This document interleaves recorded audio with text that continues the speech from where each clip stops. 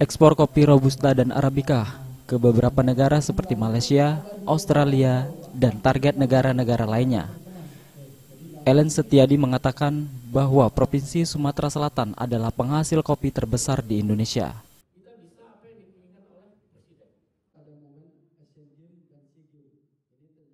Ya hanya sekedar ekspor, tetapi dari balai ekspor ini kita sudah mulai membuat namanya satu ekosistem. Ekosistem itu mulai dari panennya sampai dengan financing pembiayaannya.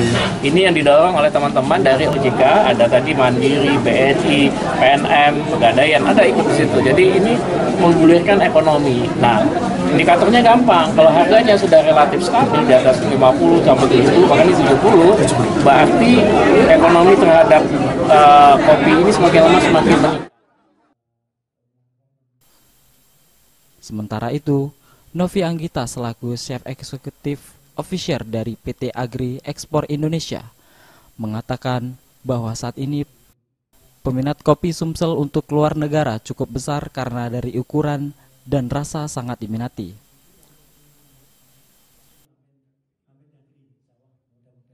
Ini untuk kopi itu kita sudah ada experience di Dubai, Kamboja.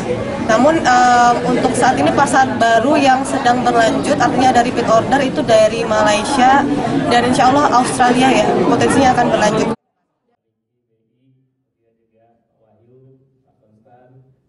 Palembang pada tanggal 19 Januari 2025 akan melepas secara perdana 19,5 ton green bean atau biji kopi mentah dengan rincian jenis Arabica dan Robusta.